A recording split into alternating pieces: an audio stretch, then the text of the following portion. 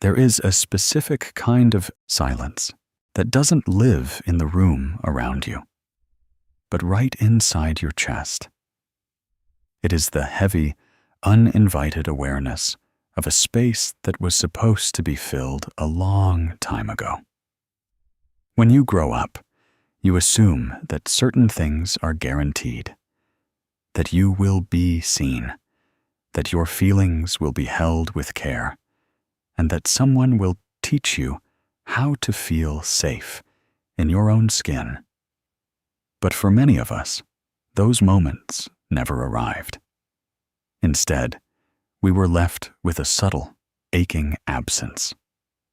Carl Jung once observed, "I am not what happened to me. I am what I choose to become." Yet, choosing who to become feels nearly impossible when you are still trying to identify the shape of what was missing. It is a strange grief, mourning something you never actually had, navigating an invisible deficit that colors how you look at the world, how you love, and how you view yourself. You feel this vacancy in the quietest moments of your life. It isn't always a loud or dramatic pain. More often, it is a low, persistent hum in the background of your mind. It is what happens when you finish a long day of work, step inside your home, and the sudden drop in noise leaves you feeling completely hollow. You look around at your life, a life you have worked hard to build. And yet there is this nagging feeling that you are just a ghost moving through a house. You try to anchor yourself. You look out the window at the streetlights turning on, or you watch the steam rise from a warm cup of tea in your hands, trying to feel connected to the present moment. But the warmth of the mug doesn't seem to reach the chill that has settled deep inside your bones. It is the realization that no matter how busy you keep your hands or how much you fill your schedule, the emptiness remains completely untouched. We don't usually talk about this kind of loneliness because it feels too difficult to explain to someone else. How do you tell the people in your life that you feel homesick for a place you have never been? How do you describe the sensation of searching for a missing piece when you don't even know what that piece looks like?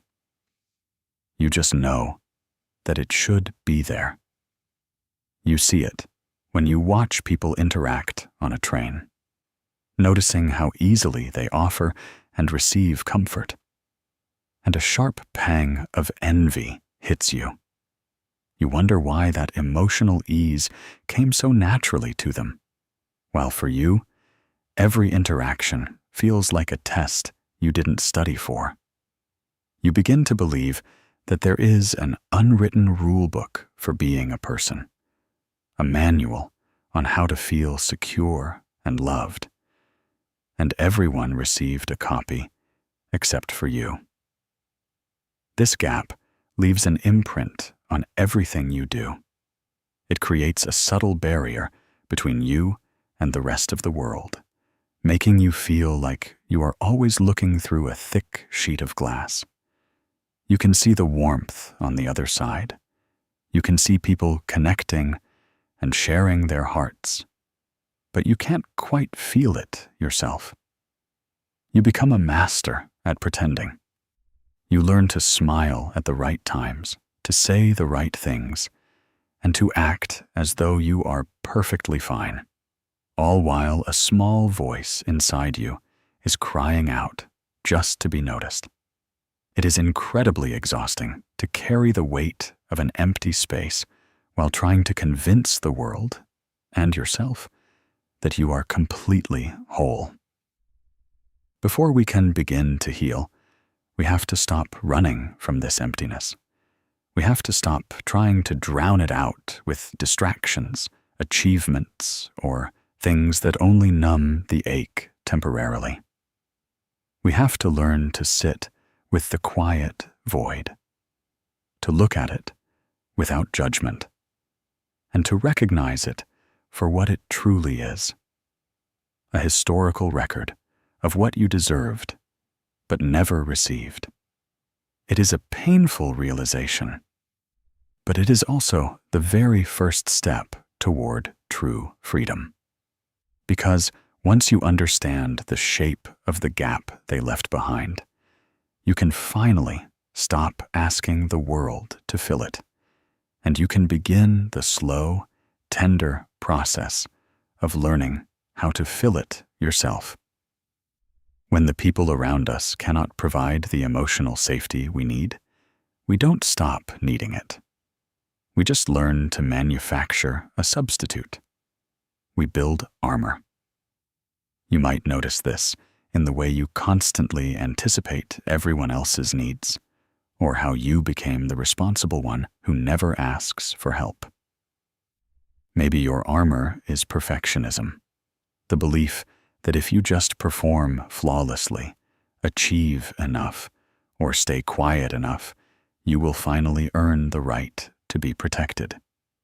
We stretch ourselves thin, trying to be everything to everyone, running on the fuel of old deficits.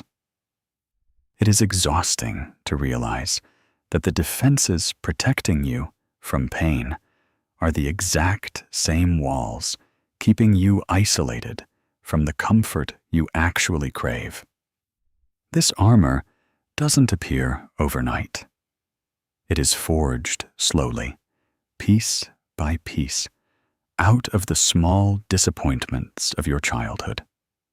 Every time you reached out for comfort and met a cold shoulder, you added a layer. Every time your genuine excitement was met with indifference, or your tears were treated as an inconvenience, you tightened a bolt. You learned, with a heartbreaking clarity, that relying on the people around you was a gamble you couldn't afford to lose. So, you made a silent promise to yourself that you would become invincible. You decided that if no one was going to catch you, you simply wouldn't fall. You became the person who has it all together, the reliable friend, the one who never complains, and the one everyone else leans on because you seem completely unshakable.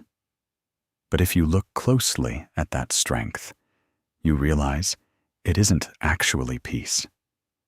It is a state of constant, quiet alertness.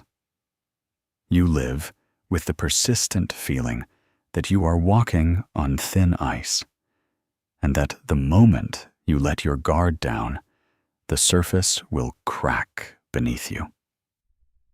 When you are sitting alone in your room, watching the shadows shift on the ceiling as cars pass by outside, the weight of that heavy metal suit becomes almost too much to bear.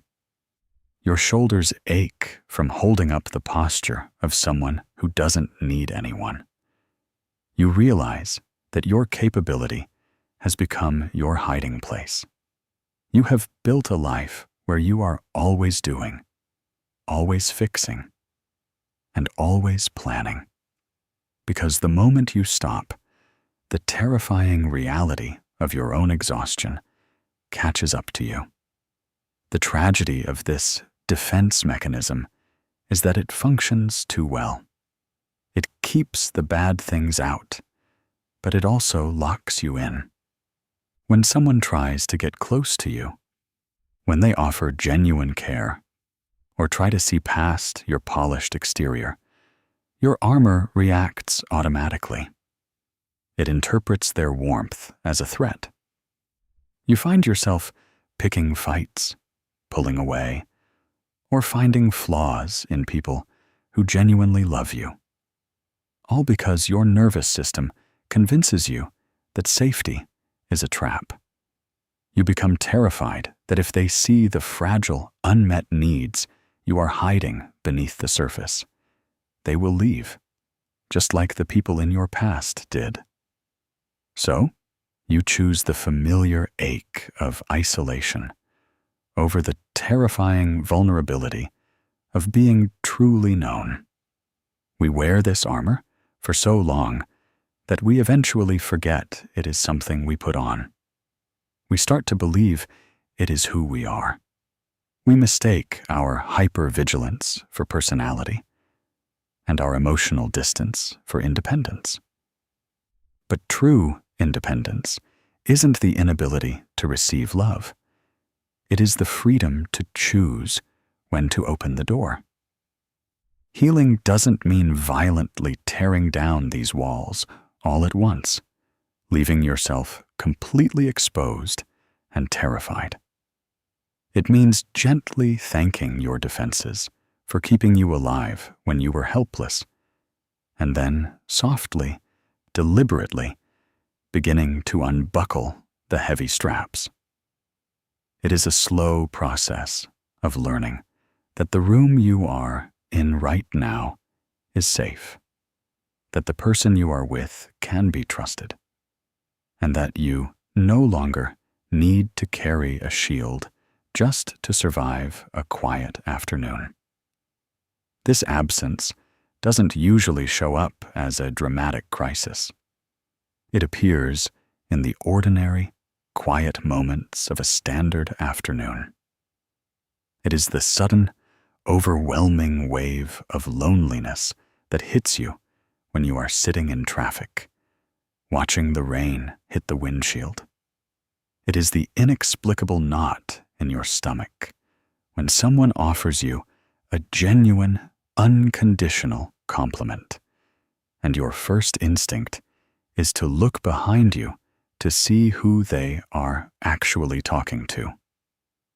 You might find yourself scrolling through old photos or looking out a window, feeling like an observer in your own life rather than a participant. These are the moments where the old emotional gap makes itself known, reminding you that there is a part of you still waiting to be acknowledged and answered. You recognize this deficit by the way it alters your perception of ordinary things. When you walk through a busy grocery store, seeing people choose items together or laugh over something trivial in the aisle, a strange sense of detachment washes over you. You feel like you are speaking a completely different language from everyone else, or that you are a visitor from a distant place, trying desperately to blend in. You look at your own hands holding the basket, and they feel unfamiliar. There is an undercurrent of grief in these everyday scenes because they highlight a stark truth. You are a grown adult with responsibilities and commitments, yet inside you feel like a child who was dropped off somewhere and forgotten. It is the haunting realization that you have learned how to mimic a functional life perfectly, but you haven't actually learned how to feel like you belong in it. It shows up vividly in the way you handle tenderness. When someone asks you a simple, thoughtful question about how your day really was, or when a coworker notices that you look tired and offers to help, your immediate internal reaction isn't relief. It is panic. A tight wall goes up in your throat. You might find yourself blinking back tears that seem to come out of nowhere, forced to swallow hard just to get out a strained, "I'm fine. Thank you." You feel exposed, as if their kindness has peeled back a layer of your skin. It is deeply painful to realize that soft things feel dangerous to you. This is the invisible deficit at work, because your earliest experiences taught you that support was conditional or non-existent. Your mind treats a genuine gesture of care as an anomaly, an error code that your system doesn't know how to process.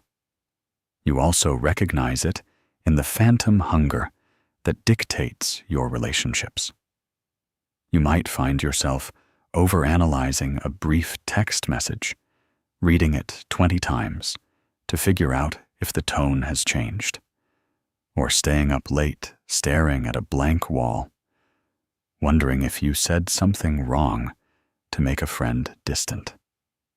You are constantly waiting for the other shoe to drop. This hyper-awareness is the direct result of a gap that was never filled with consistency. When you grow up on unstable emotional ground, you spend your life waiting for the next earthquake. You live with a quiet, chronic dread that the people who love you today will suddenly wake up tomorrow, see through your facade, and decide that you are too much trouble to keep around. Recognizing this deficit means acknowledging that the emptiness you feel isn't a personal failure. It is not because you are weak or dramatic or unlovable. It is simply the shape of an old injury that never received attention.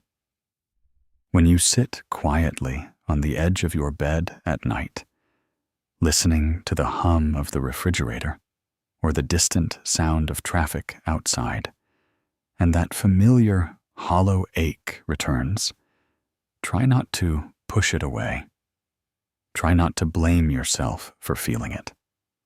That ache is simply your history making itself known. A quiet, internal reminder of the care you should have received. It is the voice of your own unmet needs, finally breaking through the noise of your busy life, asking you to stop looking away. For a long time, the instinctive reaction to an internal deficit is to look outward, searching for someone, a partner, a friend, a mentor, to step into that empty space and fix it. We expect the external world to undo the neglect of the past. But relying entirely on others to fill a foundational vacancy is like trying to build a house on a foundation someone else owns.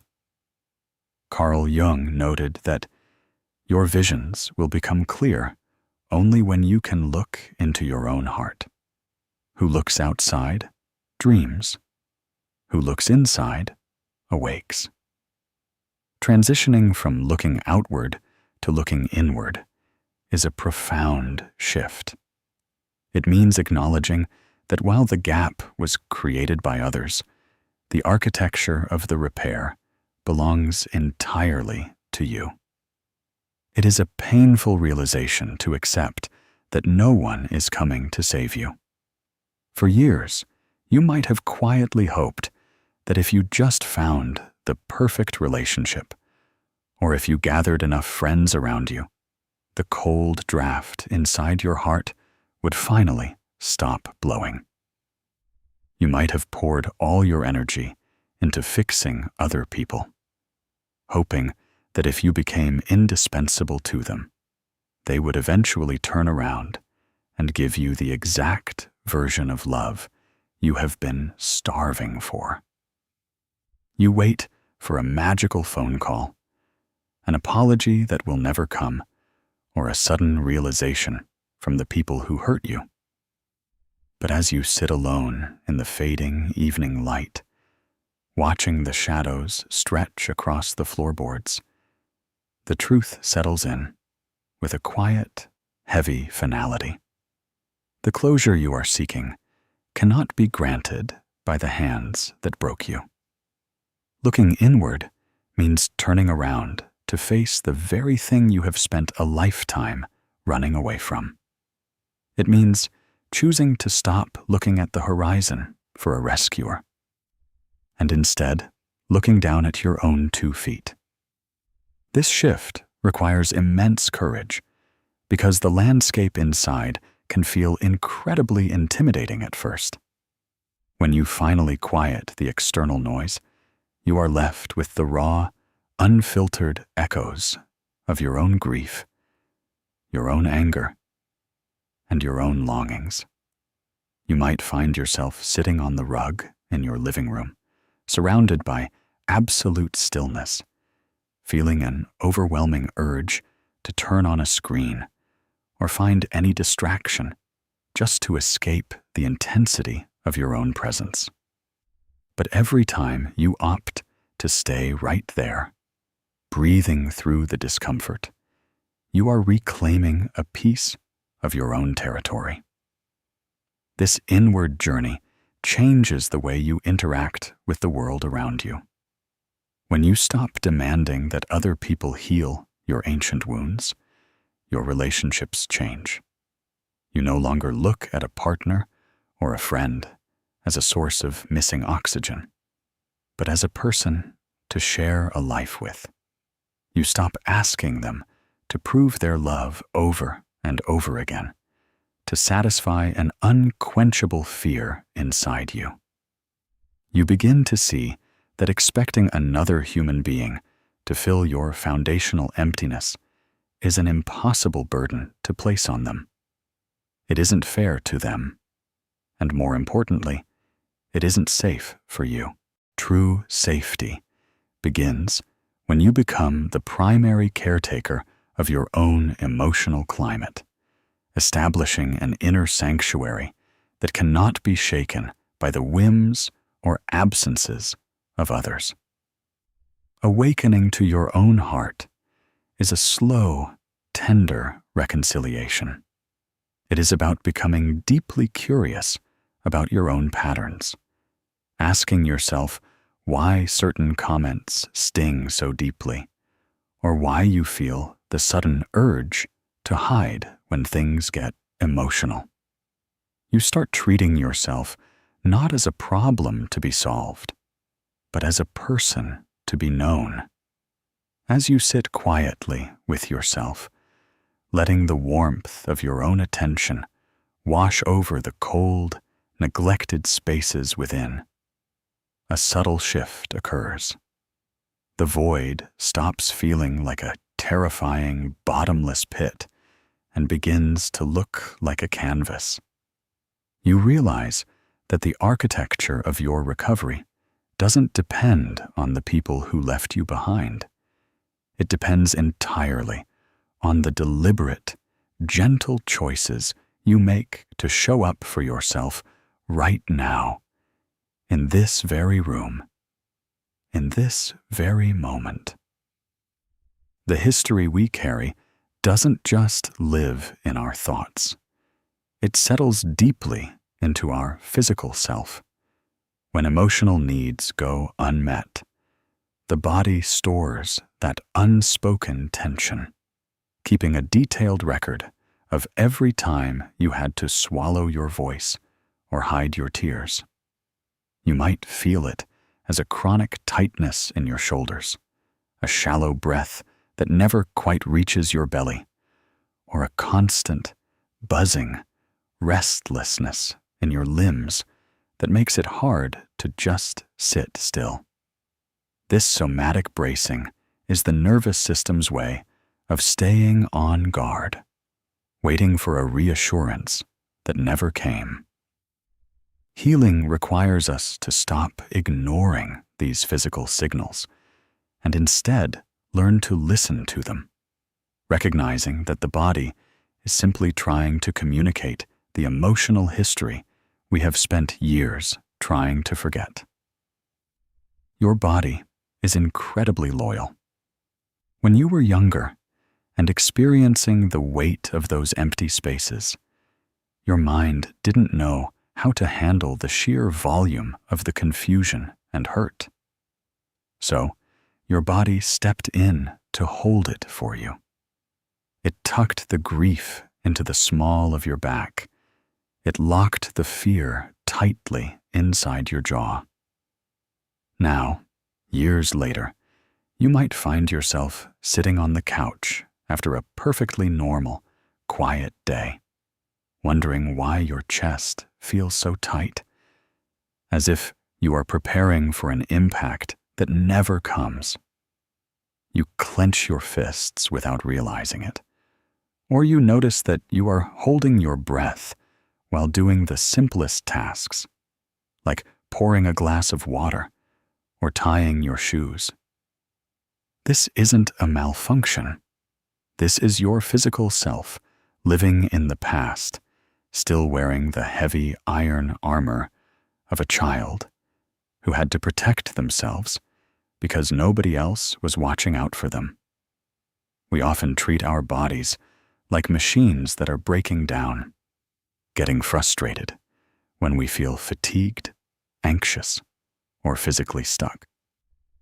You might look at yourself in the mirror and feel an irritation with the exhaustion written on your face, or feel angry that a wave of anxiety can still lock up your stomach before a minor event. But if you can soften your gaze, you will see that these physical reactions are actually the oldest, most honest parts of you trying to speak. The lump that forms in your throat when you try to speak up for yourself isn't there to sabotage you. It is the physical memory of all the times your words weren't safe to say. The sudden, overwhelming urge to curl up and hide away from the world is just your nervous system begging for the rest and sanctuary you were denied long ago. To heal this deep physical deficit, we have to change the way we communicate with our physical form. We have to stop treating our bodies as a separate entity to be controlled and start treating them like a beloved, tired friend who has carried a heavy suitcase for miles and miles. It begins in the smallest, simplest ways. It is the moment you catch your shoulders creeping up toward your ears while you are sitting at your desk.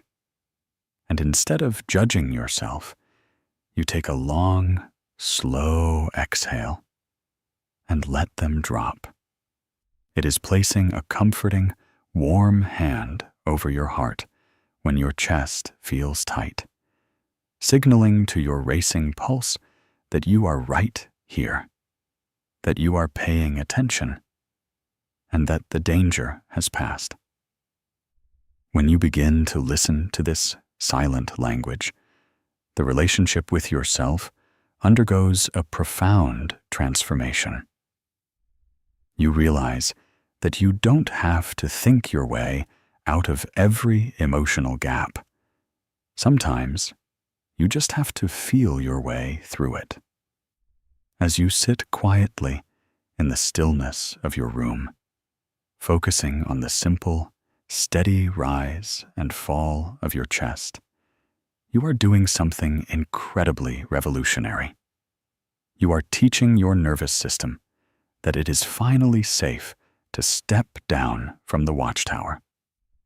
You are showing your body that it no longer needs to hold on to the tension of decades past, because you are finally capable of holding yourself. To truly address what was left behind, we have to look back at the version of us that first experienced the absence. Imagine the child you once were, navigating a world that felt too big, too cold, or too demanding without the proper emotional guidance. That child didn't disappear just because you grew up and started paying bills. They still live inside your reactions, your fears, and your deep desire for approval. When you feel a sudden surge of irrational anger or an overwhelming urge to withdraw from the people you care about, that is often that younger version of you, reacting from a place of old pain. Learning to heal means learning how to sit with that part of yourself, offering the patience validation, and safety that they should have received decades ago. This younger part of you is often found hiding in the reactions you feel most ashamed of. It is the part of you that panics when a friend doesn't text back for a few hours, immediately convincing you that they are tired of you and planning to leave. It is the part of you that wants to slam doors or shut down completely when someone offers constructive criticism, feeling an intense, burning shame as if you are being punished. When you pull the blankets up to your chin at night, staring at the dark contours of your bedroom, you might feel a strange, profound vulnerability that doesn't seem to match your adult life. That is because the child inside you is still sitting in the dark of the past, waiting for someone to come into the room, turn on the light, and tell them that everything is going to be okay. We spend so much of our lives trying to ignore or suppress this inner child because their pain feels inconvenient to our adult responsibilities. We tell ourselves to get over it, to grow up, or to stop being so sensitive. But ignoring them doesn't make them go away. It only makes them scream louder through your anxieties and your relationship patterns. Every time you push down an uncomfortable emotion or scold yourself for being weak, you are repeating the exact same neglect that created the gap in the first place. You are reinforcing the heartbreaking lesson they learned long ago, that their feelings are too much, that their needs are a burden, and that they must be hidden away in order to be tolerated. Meeting this part of yourself requires a total shift in posture. It means stopping the internal fight and choosing to look back with absolute tenderness. Imagine sitting down on the floor next to that younger version of you, not to lecture them or fix them, but simply to keep them company in their sadness. Look at how small they were and how much they were trying to carry, all on their own. If you could speak to them right now, what would you say? You wouldn't tell them to work harder or be better. You would tell them that it wasn't their fault. You would tell them that they were worthy of love just for existing, and that they never should have had to figure out how to survive the coldness of the world by themselves. This reconciliation is a slow, deeply emotional practice that happens in the middle of your ordinary routine. When you feel that familiar, overwhelming wave of inadequacy or fear washing over you during the day, instead of forcing yourself to push through it, take a brief moment to pause. Put your hand over your stomach, breathe deeply, and speak silently to that younger part of yourself. Tell them, I see you. I know you are scared right now, but I am here, and I am not going to leave you. By offering this consistent reassurance, you begin to repair the ancient fracture.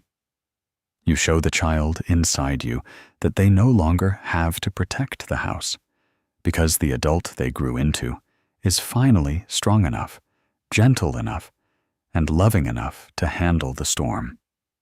The turning point in healing comes when you realize that you no longer have to wait for someone else to rescue you. You can become the person who shows up. This process of self-parenting isn't about pretending the past didn't hurt.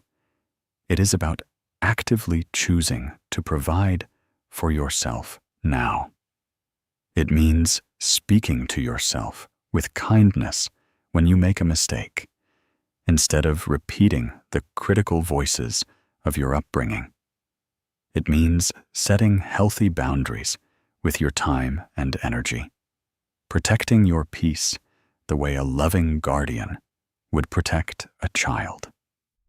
When you start showing up for yourself consistently in the small, everyday choices, the old gap begins to lose its power to dictate your worth. This shift feels incredibly heavy at first because it requires you to lay down the lifelong hope that the people who originally left the gap will be the ones to fix it. You have to grieve the fact that you didn't get the guidance you deserved. But as you sit alone in the quiet of your kitchen, watching the morning light slowly find its way across the countertop, a beautiful realization begins to dawn on you. You are no longer small, and you are no longer helpless. The love, the protection, and the deep reassurance you have been searching for out in the world can be generated right here within your own heart. You can look at your own life and decide with a quiet and fierce determination that the cycle of neglect stops with you. Becoming your own parent means changing the entire tone of your internal conversation. Think about how you talk to yourself when you drop something, forget an appointment, or have an unproductive day. For most of us, the inner voice is harsh, punitive, and cold, a direct echo of the conditional environment we grew up in. Self-parenting means actively interrupting that cruelty. When you feel a wave of deep sadness or failure after a difficult interaction, instead of telling yourself to pull it together, you step in as the comforting adult. You pull a warm blanket around your shoulders. You make yourself something simple to eat. And you say to yourself, "It's okay. You had a hard day, and you did the best you could. I'm right here with you." It is treating your own vulnerability with the absolute reverence it deserves. It also means learning how to offer yourself structure, born out of love, not punishment. A loving parent doesn't let a child run on empty until they collapse. They make sure they rest. They keep them safe from harm, and they help them say no to things that are too big for them to carry. You begin to do this for yourself by honoring your own limits. When you are tempted to say yes to an obligation that will leave you completely drained just to keep someone else happy, you pause. You check in with yourself, and you choose to protect your own well-being instead. You become the fierce guardian of your own energy, understanding that your peace is a sacred boundary that no one else has the right to cross. Every single time you choose kindness over criticism, every time you choose to rest because your body is exhausted, and every time you validate your own feelings instead of dismissing them, you are filling that old vacancy. You are building a brand new, indestructible foundation beneath your feet. It is a slow, daily practice of reparenting that takes place in the unglamorous, ordinary moments of your life. As you lock your doors at night and turn off the lamps one by one, you can feel a new sense of security settling into your chest. You are no longer an abandoned house waiting for an owner to return. You are fully inhabited, fully cared for, and beautifully protected by the most reliable person you will ever know: yourself. Healing the nervous system isn't just a mental exercise. It requires a physical release. Because the body stores the energy of old emotional deficits, we have to actively help it let go of that ancient survival stress. This can be as simple as allowing yourself to sigh deeply when you feel overwhelmed, or physically shaking out your hands and arms to break up the stiffness of a long day. It is about slowing down your movements, feeling the solid weight of your feet on the floor, and giving your nervous system permission to drop its guard. By deliberately introducing moments of physical ease and release into your daily routine, you gradually teach your body that the old threat has passed and that it is finally safe to relax. You can tell how much history you are carrying by the sheer amount of effort it takes just to sit still. When you finally sit down on the edge of your bed at night, intending to rest, you might notice that your mind is quiet, but your body is still racing. Your heart feels like it is beating a little too fast, and your legs feel heavy with a restless, electric energy. It feels like you are running a marathon while sitting completely still. This is the trapped energy of all the times you wanted to run away from a painful situation but had to stay, or all the times you wanted to scream but had to keep a straight face. The body does not forget these moments. It tightly wraps that unexpressed emotion into your muscles, waiting for a safe environment where it can finally be let go. To release this stored burden, you have to give your physical self permission to be unpolished and real. It happens when you are alone in your living room. The curtains are drawn, and the house is completely quiet. You can start by simply letting your jaw drop open, releasing the grip you have held all day long. You can take a breath so deep that it actually pushes against your waistband, and let it out with a ragged, heavy sigh that shatters the silence of the room. Sometimes it means letting your hands shake, or actively stomping your feet against the floorboards to feel the solid reality of the ground beneath you. It might feel strange or uncomfortable at first, because we have been trained to be controlled and contained. But these small, physical movements are the keys that unlock the cell door where your old grief has been kept. This process of discharging tension is deeply emotional. When you stop forcing your body to look rigid and strong, the tears you have been holding back for months might suddenly arrive.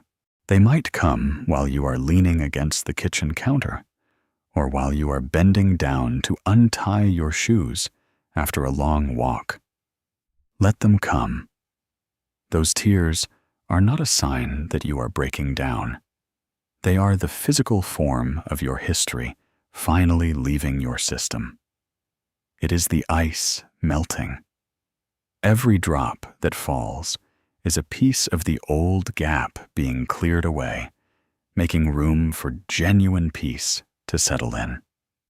You are allowing the old, trapped sadness to finish its journey, so it can finally leave you. Every single time you allow your body to release this bracing, you are reshaping your internal world. You are actively showing your ancient survival fears that you are no longer in that old, unsafe environment. As you lie down under the weight of your blankets at the end of the day, focusing on the simple, heavy sensation of your body sinking into the mattress, you can feel a subtle shift. The rigid stiffness begins to soften, and the buzzing under your skin starts to quiet down. You can take a full, unrestricted breath into a space that used to feel completely constricted. You are teaching your nervous system, one quiet exhale at a time, that the old struggle is officially over, that you have survived the worst of it, and that it is finally beautifully safe to rest. A significant part of filling your own emotional gaps is learning the art of the protective word. When we grow up without proper emotional support, we often become chronic people pleasers, terrified that saying no will cause people to abandon us. But a life without boundaries is a life spent constantly emptying your own reservoir to fill everyone else's. Saying no to demands that drain you, or stepping away from relationships that replicate the old patterns of neglect, is a profound act of self-preservation. It is a declaration that your peace matters, that your time is valuable, and that you are no longer willing to sacrifice your own well-being just to keep the peace around you. You can trace the depth of your old emotional wounds by how incredibly terrifying it feels to set a simple boundary. When someone asks you for a favor that you don't have the energy for, or when a person cross-examines your personal choices, your first instinct is often to collapse and give in. You feel a sudden, sickening tightness in your chest, and your mind races to find an excuse that sounds justified enough to be allowed to say no. You feel like a child who has to ask for permission just to breathe. This panic comes from the old fear that love and acceptance are things you must constantly buy with your compliance. You grew up believing that if you weren't useful, if you weren't accommodating, or if you dared to have a preference of your own, you would be pushed aside and left entirely alone in the dark. But as you sit quietly in the stillness of your home, looking at your reflection in a dark window pane, you have to ask yourself a hard question. At what point does keeping everyone else comfortable become too expensive for your own soul? Every time you say yes to someone else, when your entire being is crying out no, you are actively abandoning yourself to avoid being abandoned by them. You are teaching your own heart that its exhaustion doesn't matter, and that its limits are irrelevant. True boundaries are not walls built out of anger or malice to punish the world. They are the invisible lines that define where you end and where someone else begins. They are the quiet, steady guards you place around your fragile, healing heart to ensure it has the space it needs to mend. Learning the language of boundaries means being willing to endure the temporary discomfort of someone else's disappointment. It means sitting on your couch, watching your phone light up with a message, and choosing to leave it unanswered because you simply do not have the emotional currency to spend right now. It means letting the room be quiet. It means looking someone in the eye and saying, "I cannot help you with this right now," without offering a long, desperate string of explanations to soften the blow. When you first do this, the guilt will feel incredibly heavy. It will feel like you are doing something deeply wrong. But if you can stay still and breathe through that initial wave of anxiety, you will notice a strange, beautiful thing happen on the other side of the guilt. You will feel a faint, solid sense of relief. Every single boundary you set is a bricks and mortar investment in your own value. It is the physical manifestation of your self-parenting, a clear and tender signal to your nervous system that you are finally willing to fight for your own peace. You are telling the world, and more importantly, you are telling the child inside you, that your life is no longer a public park where anyone can walk through and trample the grass. Your life is a sacred garden.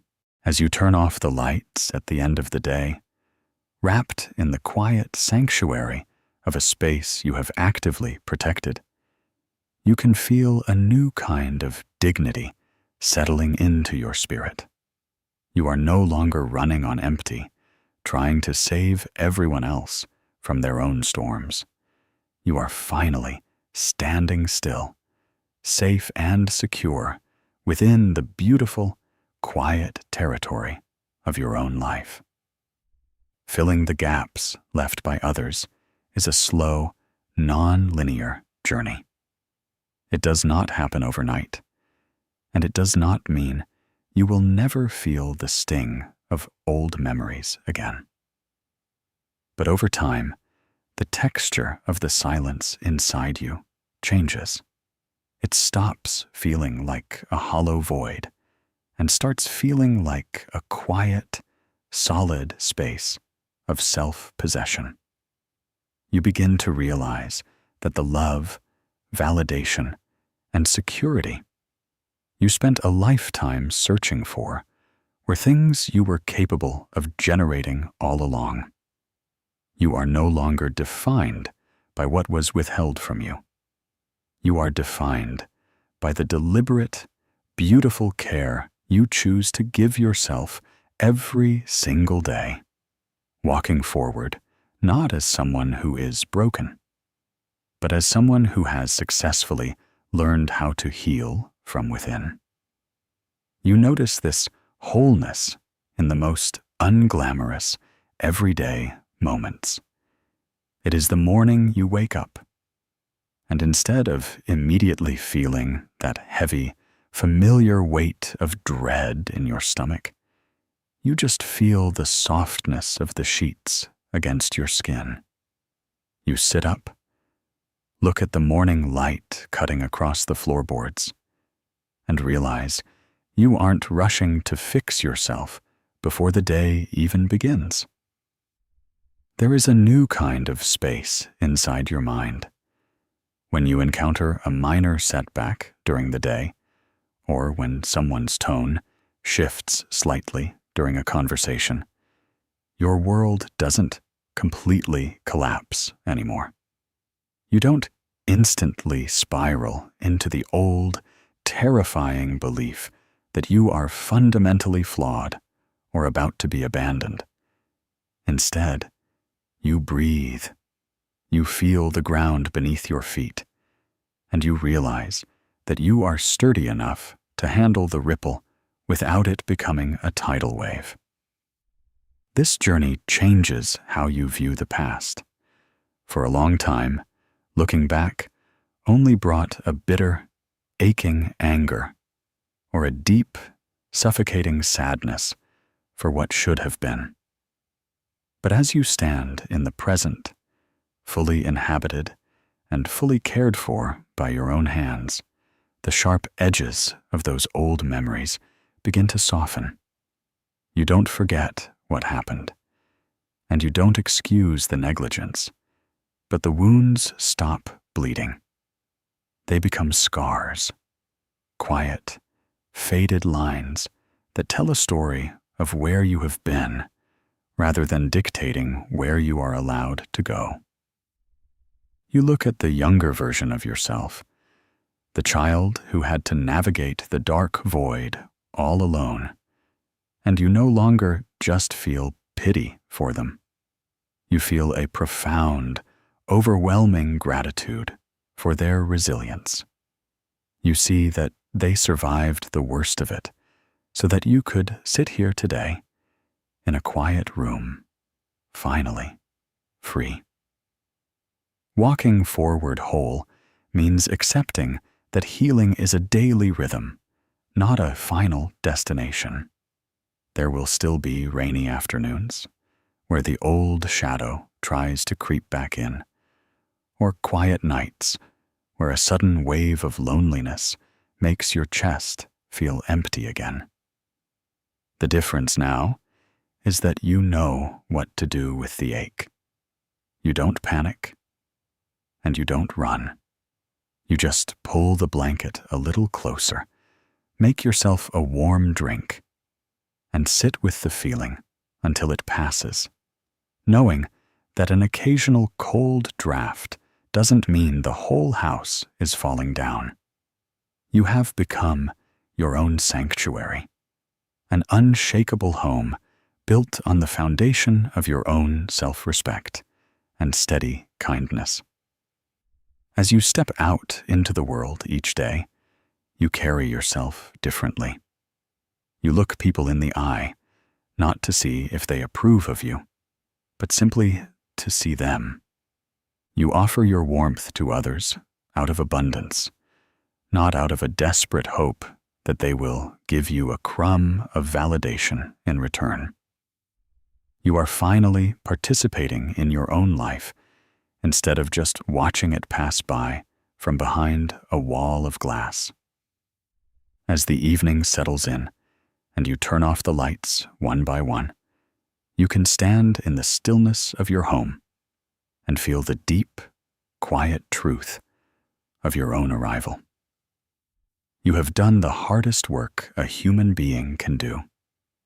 You have gone back into the dark spaces, gathered up the fragmented pieces of your own heart, and brought them into the light.